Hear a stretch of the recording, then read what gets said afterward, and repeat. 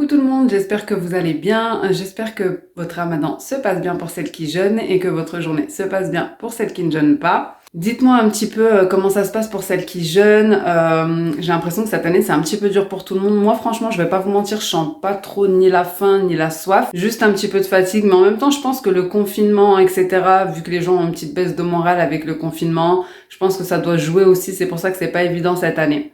Mais bon, on tient le coup, franchement on a déjà fait une petite partie, donc ça va passer vite je pense bien, il faut vraiment profiter de cette période qui arrive qu'une fois par an pour justement se ressourcer en famille. En plus on a la chance d'un côté de ne pas avoir l'école etc, donc de ne pas se lever hyper tôt, de faire des allers-retours 4 fois par jour quand les enfants ne sont pas à la cantine, et donc de pouvoir vivre cette période en famille, à la maison avec les enfants, qui puissent voir entièrement ce que c'est le ramadan etc, tout ce qu'il y a autour. Bien sûr ce n'est pas que cuisiner.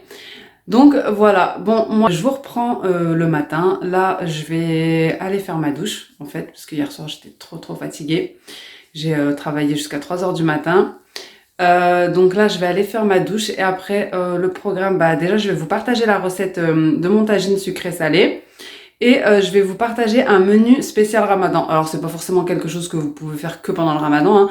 Ça peut intéresser certaines pour tout au long de l'année. J'ai décidé de faire par catégorie en fait, toutes les soupes, tous les accompagnements, etc. Donc je vais vous partager ça et ensuite je vous partagerai ma petite recette de tagine au pruneau. Vous avez vu une petite séquence dans ma morning routine quand j'étais en train de mariner la viande, donc je vais vous la remettre pour vous expliquer les épices que j'ai mises dedans, hein, vu que je les avais déjà marinées. Et ensuite, je vais vous partager la recette. Allez, je vais aller à la douche parce que j'ai vraiment besoin de laver mes cheveux et je vous retrouve juste après pour le menu. Donc les filles, on se retrouve pour le menu ramadan. Donc bien évidemment, ce sont des idées. Vous pouvez adapter à vos envies, à vos familles, etc. Donc les filles, il y a pas mal de choses donc screenées. Donc ici, vous avez les soupes. Donc comme vous voyez, bon là, il n'y en a pas beaucoup, je peux vous dire. Harira, shorba fric, berkoukous, soupe lentilles corail, velouté de légumes. Ensuite, donc vous avez les jus, ici orange, carotte, citron, il est vraiment top celui-là, il donne du peps. Citronnade, bien sûr citronnade au citron, citronnade à la fraise, citronnade à la menthe, comme je vous ai dit, vous faites selon vos envies. Pomme banane, pomme kiwi, spéculoos, avocat date, donc avec des fruits secs, amandes, noix, noisettes, ce que vous voulez. Nectar de fruits. Ensuite, dans les salades, vous avez salade marocaine, salade composée, salade de carottes au cumin, salade michouya, salade de riz, voilà, tomate mozza et concombre feta. Donc, n'hésitez pas à me dire si vous avez d'autres idées, vous, hein, bien évidemment, je suis preneuse. Ensuite, au niveau des fast-food, vous avez burger, mini batbout, fricassé, msemen farci, golzem. Donc ça c'est turc, pizza, calzone, brick, donc avec toutes sortes de farces. Les borek turcs, feuilleté salé, pareil avec toutes sortes de farces, croissant salé, croque-monsieur, mini tacos, mini hot dog, merkoda, donc ça c'est des galettes de pommes de terre, buns farcis et pidé. Donc ça c'est les petites pizzas turques également. Ensuite, au niveau des plats, donc vous avez tagine, poulet rôti, poisson au four, lasagne, légumes farcis, brochettes, donc brochettes de kefta, brochettes de poulet, brochettes de saumon, tout ce que vous voulez. Vous avez moussaka, butter chicken, j'ai oublié un R, pardon. Donc butter chicken, yassa poulet, nouilles aux crevettes, escalope milanaise. Et pour les desserts, des classiques, donc tiramisu, fraisier, cheesecake, bien sûr à décliner à tous les goûts que vous voulez, hein. Soit framboise, soit spéculoos par exemple. Verrine, salade de fruits, donc bien sûr la base, c'est frais et léger. Crumble, pareil, à décliner selon vos goûts, poire, pomme. Banoffee pie, donc ça c'est un gâteau banane caramel. Des mousses, donc mousse chocolat, mousse framboise, knaifé, donc ça c'est turc, des puddings, les crèmes renversées et bien sûr des pâtisseries orientales. Donc voilà les filles pour le menu spécial ramadan. Donc je vous ai pas mis bien sûr les quelle date, quel jour, etc. hein, vous faites selon vos envies. Moi je vous ai juste donné les idées de base. Après, c'est à vous de faire à la semaine. Pareil, n'hésitez pas à me dire si vous avez des petites idées pour aussi ces catégories-ci. auquel j'aurais pas pensé. Je viens de penser à un petit truc en plus pour les desserts, c'est les riz au lait. Ça aussi, c'est pas mal pendant le ramadan. Donc maintenant, on va passer à la recette du jour.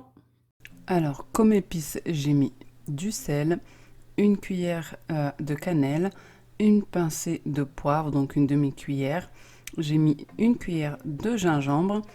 J'ai également mis une cuillère d'épices à salade de chez Lidl, ceux que j'utilise tout le temps.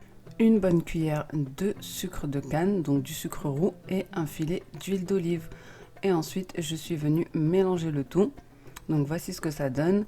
Et bien évidemment, si vous pouvez le faire la veille, c'est encore mieux. Moi, je l'avais fait le matin pour le soir. Pour m'accompagner dans ma cuisine, je vais me mettre une petite vidéo. Donc des fois, je mets des motivations ménage.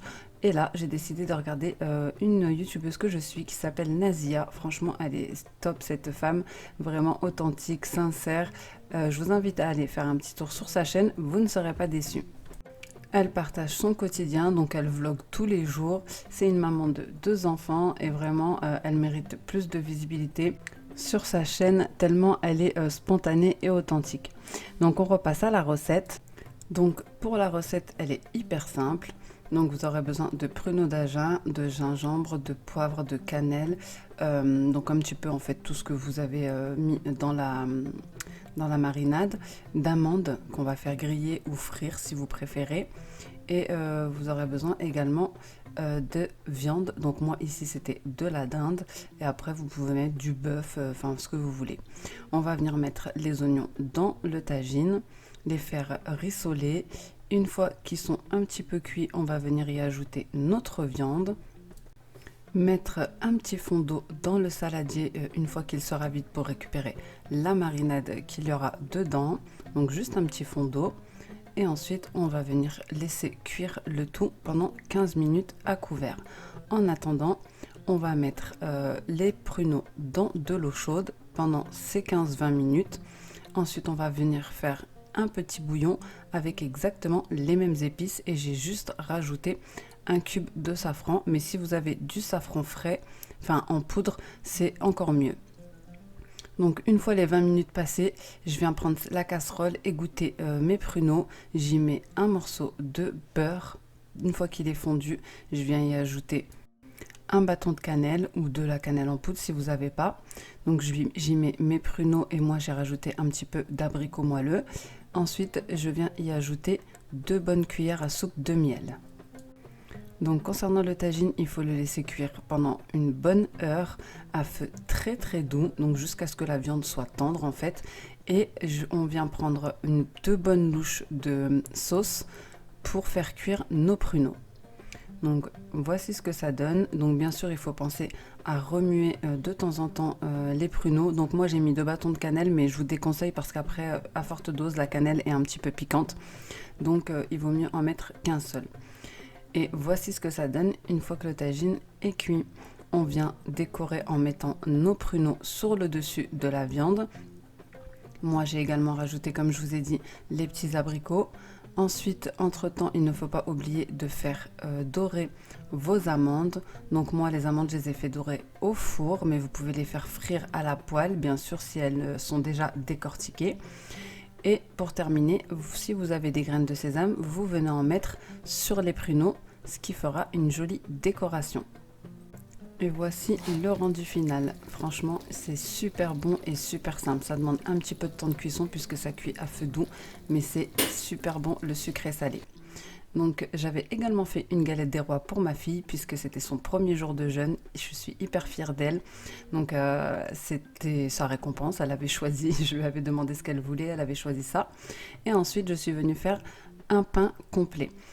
Donc avec de la semoule, de la farine de blé complet, du sel et 20 g de levure boulangère.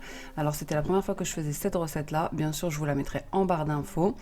Je voulais tester un petit peu un mélange de farine complète et de semoule et franchement c'était super bon. Donc je vais venir faire chauffer ma levure avec de l'eau. Et ensuite, je vais y ajouter un tout petit peu de sucre pour faire un espèce de levain. Je vais ajouter 400 g de farine complète, puis 200 g de semoule fine ou extra fine, une cuillère de sel et je vais mettre en mode pétrin pendant 10 minutes. Donc vous pouvez faire au robot pâtissier avec le crochet ou au Magimix, peu importe, même à la main. Hein.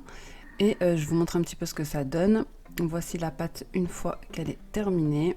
On a une pâte bien souple, donc avec une petite couleur un petit peu marronnée vu qu'il y a là la farine complète. Ensuite, je suis venue la mettre sous un torchon et je l'ai laissé reposer pendant environ 30 minutes. Donc ici, je l'ai aplati. J'ai fait un trou au milieu et j'ai préchauffé mon four. Je l'ai de nouveau laissé reposer 15 minutes avec bébé. C'était un petit peu compliqué de filmer. Et voici ce que ça donne au niveau du pain.